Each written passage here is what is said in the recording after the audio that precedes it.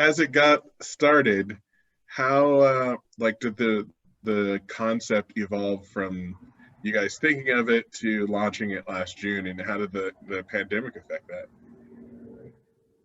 Well, we were gonna launch as a single brand, and we were in the product development process to manufacture our own products and like developing formulas. And then February came, 2020, and the world shut down.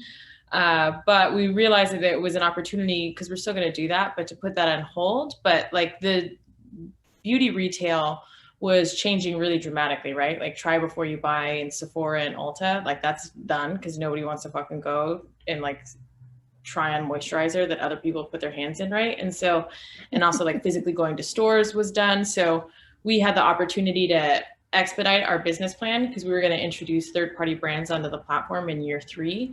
And we just really fast-tracked that and launched as a retailer, so a full retailer. And we have 17 brands on the site today. 70% of them are women owned, 60% are BIPOC owned, which is something that we're really proud of. And we we have a brand ambassador program, and we call our brand ambassador scouts, and we simplified the benefit program for them. So they get, because like Jillian said, 75% of all product purchasing decisions in the beauty space are made thanks to the recommendation of a friend or a family member. And we think that the people making those recommendations should benefit from them. And so they can earn, if they want to, a 15% commission. So kind of like this like side hustle for any recommendations that they make. But the cherry on top is that they're provided access to retirement savings accounts so that they can start investing in their future today. So any beauty lover anywhere, 18 years or older, can be a scout. They can earn points towards products. They can make some side hustle money that they can then invest literally in their retirement, which is pretty cool. Wow. Did I miss anything, Joe? Look at you guys. Uplifting Yeah. and empowering, using your knowledge for good. We hope we Right. are. Yeah. Well, I mean, and for so long, I mean, the beauty industry is one of the biggest industries in the world too, or like a really massive industry. It's valued, depending on what number you're looking at, is $81 billion in the US alone. And a That was lot of 2 the years ago. decisions, 2 years, yeah. And a lot of the decisions that are being made in it are being made by men, and it's impacting predominantly women in this process. And so like, how do you take something that everyone looks at as kind of shallow, or this like industry that's like, oh, it's all vanity based, and actually make it about something that's a lot more than that? Because beauty and like is a tool, like moisturizer is a tool, just like your personal finances, just like a retirement fund, right? It's all investing in yourself today for a better tomorrow. And like the users within the industry of beauty products are multifaceted. They want to feel good, they want to look good, but they also want to be financially secure. And they care about money, they care about their communities, they care about their impact on the world. And so we want to we are creating a beauty retailer that really takes that into account, instead of identifying the beauty industry as like this like fast paced, like consume. It's like more intentional. A more holistic thing. Yeah. Mm-hmm. Yeah. Oneself. Yeah. And it's like self-care has always existed in these silos. And we've been in meetings too with like pitching to like VC dudes and old white guys, and we've been like laughed at when we say that we're like using beauty as the conduit to provide access to like financial tools and education, as well as like talk about mental health and all these other things, because they have said that like beauty consumers don't care about those things. And I mean, like that is the thesis statement of why what we're creating is so important, because people like they just don't get it. And like Jillian and I are our target demographic. And my whole life when I grew up, like money was really, really scary and intimidating, and we didn't have a lot of it.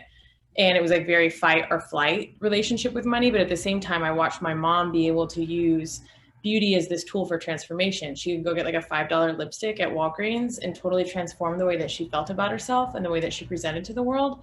But she was very disempowered financially and stayed in really toxic abusive relationships with men because of finances. And like, so how would my life be different if my mother was taught about like compounding interest or how to set a personal budget using a tool like her mascara, you know, and how powerful that is.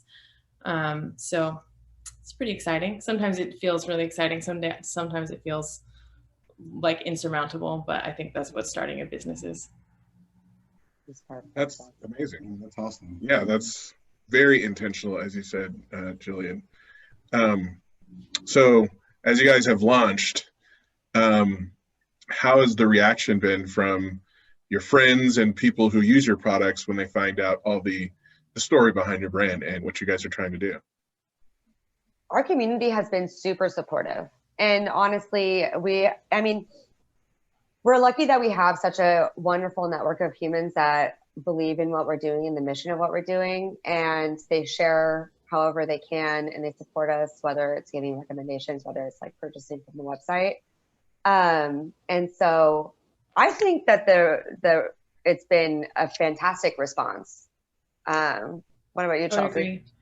And like, we fuck with Reno super hard. Like all of our friends and family and like community in like everywhere where we have community, they've been supportive, but like Reno especially has championed us in a way, not that we didn't expect, but in a way that was like surprising in like a really nice way. And then like our scouts, we have 300 scouts, which is what we call our brand ambassadors, because fuck the Girl Scouts. Just kidding, Girl Scouts, don't sue me. But our brand, so we have 300 participating scouts, and then I would say about 20% of those 300 scouts are like super scouts, so they're highly involved, super active. We've like, even one of our scouts is an attorney, and she's like our trademark attorney. And so like we've been able to work with them in really interesting ways, which is really exciting, and get feedback on like the product development process for like just like the overall products that we have on the site and like and what we talk about. And so that's really cool too. Now we feel like we have like this really killer foundation though, so that we can scale. So the past 6 months have been really exciting.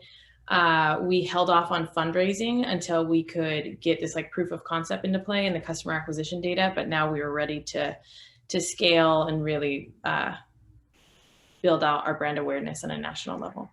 Yeah. So do you think the speeding up of your original process, like you said earlier, due to COVID, has affected the business positively, or just helped you guys be more creative?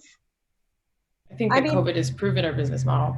Yeah, it's like it's shown that people need access to financial resources and preparedness tools more than ever, and B, that retail in the way that it traditionally has been presented to us isn't as sustainable as it used to be, because nobody's going to walk into a Sephora or an Ulta anymore and dip their hand into a vat of moisturizer because it's just filled with everybody's germs, right? So it's like, it really helped reaffirm it. And like, eventually we'll have our own products too. Like that was the original plan. But for now we have this, like, the brands on the site we're in love with, and the founders behind that are creating them for real problems that real people are experiencing for their communities.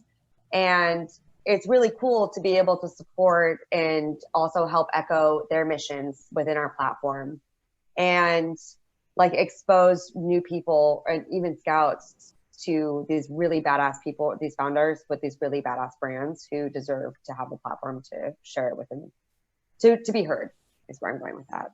So that was a long-winded way of saying yes, COVID. Yeah, and I feel like expediting it too, like, it's proven our business model, and it's made us like achieve like things that we didn't think were going to be possible for us, like being a full retailer. And I'm like exponentially, I mean, that's how we launched, you know?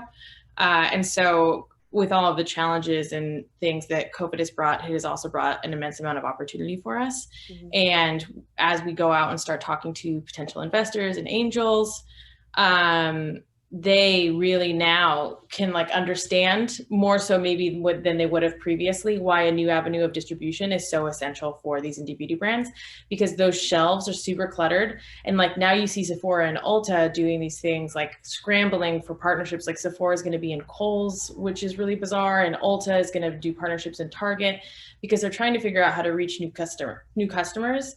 But even when they're in those stores, like it's so noisy, you know, and how do you reach new customers and educate on all these brands when like I'm going to Target to buy like socks and like new dishware, you know what I mean? I'm not going to explore necessarily looking for that. Yeah. And so now when we're talking to potential investors and mentors, they really understand why a new avenue of distribution for independent beauty brands is so important. Do you think by those focusing guys, on community? you think those guys that laughed at you before will understand what you're trying to do now? I mean, yeah, but I don't know. I think that some people don't get it, and that's totally fine, because like I think that's also how you create things that are really disruptive, is that not everybody's going to get it. And sometimes people need to see everything in action and see the success of something validated before they're willing to jump on board. And I personally try to never take that personally, because if I did, I would probably just not do a lot of things in my life. You know, I would just stop right there. So I wish them the best, and I hope. But also, to that point, like sometimes it's tight when certain people don't get you, because you're like, you're not my people, and it's okay that you don't get it. Yeah. You're not the target audience, and I, quite frankly, maybe wouldn't enjoy you as a person and your values in real life, and you don't get me, and maybe that's a testament to who I am as an individual and what we're building as a company.